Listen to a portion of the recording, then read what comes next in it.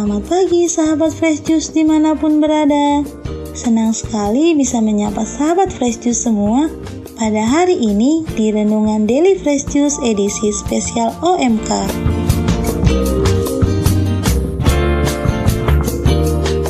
Perkenalkan, saya Tio Dorma dari Kota Medan, member Daily Fresh Juice Fellowship 12.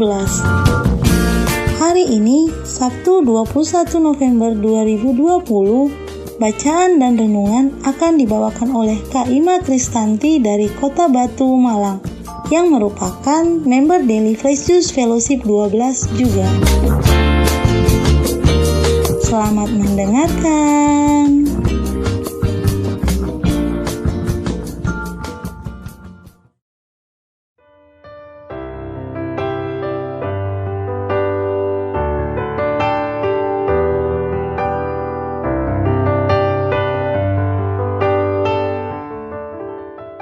Mari kita arahkan hati dan pikiran pada Tuhan dan memulai hari ini dengan mendengarkan Injil Tuhan yang diambil dari Lukas bab 20 ayat 27 sampai 40. Inilah Injil Yesus Kristus menurut Santo Lukas.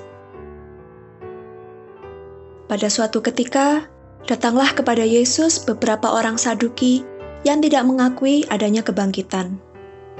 Mereka bertanya kepada Yesus, "Guru, Musa menuliskan untuk kita perintah ini. Jika seorang yang mempunyai saudara laki-laki mati meninggalkan istri, tetapi tidak meninggalkan anak, maka saudaranya harus kawin dengan wanita itu dan membangkitkan keturunan bagi saudaranya. Ada 7 orang bersaudara. Yang pertama kawin dengan seorang wanita, lalu mati tanpa meninggalkan anak. Lalu wanita itu dikawini oleh yang kedua, dan oleh yang ketiga, dan demikianlah berturut-turut oleh ke-7 saudara itu. Mereka semuanya mati tanpa meninggalkan anak. Akhirnya perempuan itu pun mati. Bagaimana sekarang dengan wanita itu? Siapakah di antara orang-orang itu yang menjadi suaminya pada hari kebangkitan? Sebab ke-7-nya telah beristrikan dia." Berkatalah Yesus kepada mereka, "Orang dunia ini kawin dan dikawinkan, tetapi orang yang dianggap layak untuk mendapat bagian dalam dunia yang lain itu dan dalam kebangkitan dari antara orang mati tidak kawin dan tidak dikawinkan, sebab mereka tidak dapat mati lagi. Mereka sama dengan malaikat-malaikat dan menjadi anak-anak Allah, karena mereka telah dibangkitkan. Tentang bangkitnya orang-orang mati, Musa telah memberitahukannya dalam nas tentang semak duri, di mana Tuhan disebut Allah Abraham, Allah Ishak, dan Allah Yakub. Ia bukanlah Allah orang mati, melainkan Allah orang hidup, karena di hadapan Dia semua orang hidup." Mendengar itu, beberapa ahli Taurat berkata, "Guru, jawabmu itu tepat sekali." Maka mereka tidak berani lagi menanyakan apa-apa kepada Yesus. Demikianlah sabda Tuhan. Terpujilah Kristus.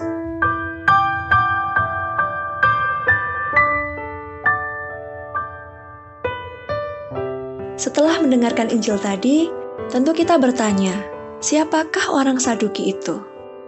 Menurut sumber yang saya dapatkan, mereka adalah kelompok elit yang terdiri dari imam-imam, mungkin juga orang awam dan tuan tanah yang memimpin penyelenggaraan ibadah di Bait Allah. Namun nampaknya kalangan tersebut juga belum mampu untuk melihat kehendak Allah.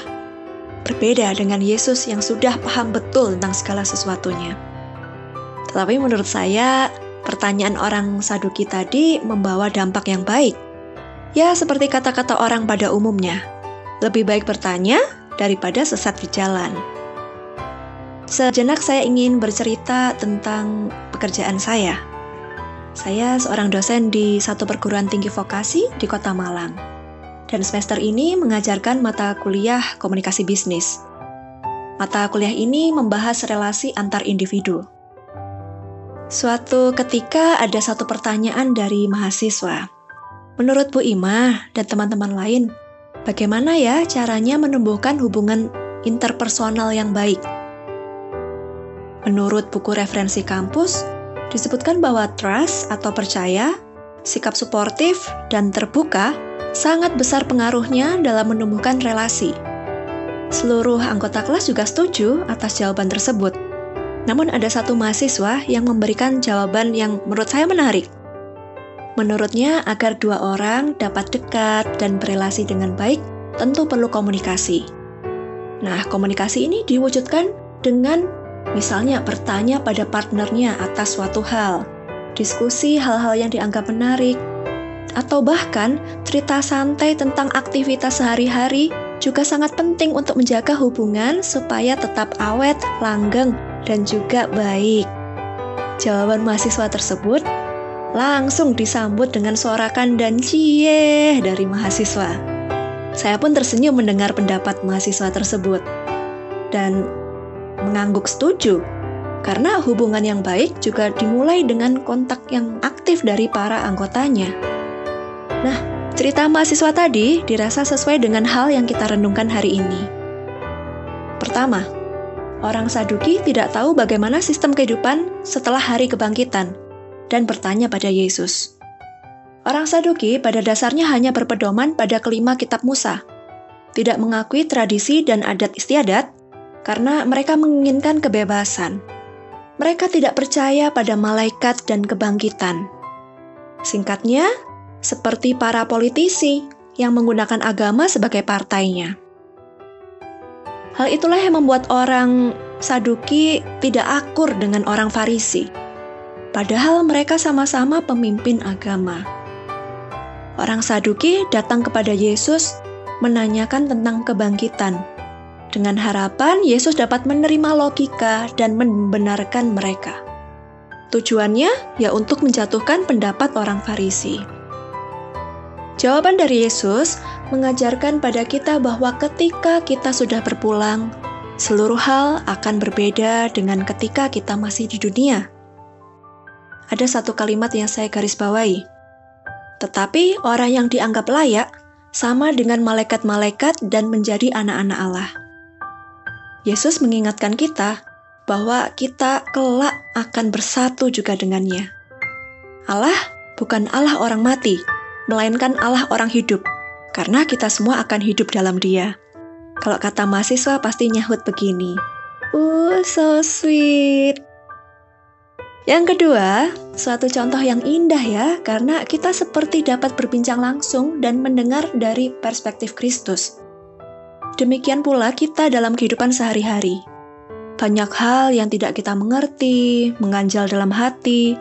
Kita cukup bertanya tentang apapun pada Tuhan dan mohon petunjuk darinya. Jawaban yang kita terima tidak selalu sama dengan apa yang kita harapkan. Namun yang penting, kita telah melibatkan Allah dalam keseharian kita. Sikap terbuka, relasi yang hangat dengan Tuhan seperti menjadi gambaran kehidupan kita di rumah Bapa kelak. Yang ketiga, hari ini juga merupakan peringatan wajib Maria dipersembahkan kepada Allah. Bunda Maria adalah sosok suci yang mempersembahkan hidupnya kepada Allah. Maria mendengarkan dan melaksanakan sabda Allah. Jika kita hari ini mengetahui bahwa kita sudah diberkahi dengan begitu banyak cinta, hadiah yang kita dapatkan dari Tuhan, mari kita meneladan Bunda Maria untuk melaksanakan sabda Allah. Salah satunya dengan membagikan kabar baik tersebut kepada orang lain.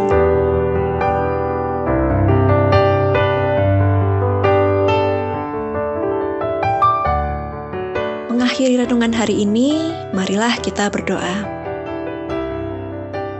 Tuhan Yesus yang amat baik, melalui baptisan yang kami terima, Engkau membuat kami pun menjadi anak-anak Allah. Bantu kami untuk lebih menghargai setiap hari-hari kami, dan supaya kami lebih bersyukur menjadi anak Tuhan. Kami ingin mendengarkan-Mu dalam setiap saat kehidupan kami. Limpahi kami ya Tuhan dengan berkat untuk hidup sesuai dengan hadiah-Mu ini. Amin.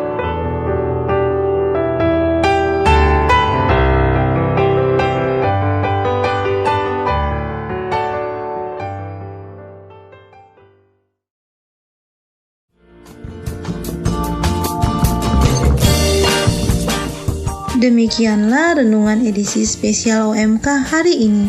Terima kasih banyak kepada Kak Ima Kristanti untuk renungan yang menyejukkan hati kita semua. Sampai bertemu kembali di renungan edisi spesial OMK berikutnya. Tetap sehat dan semangat. Salam Fresh Juice.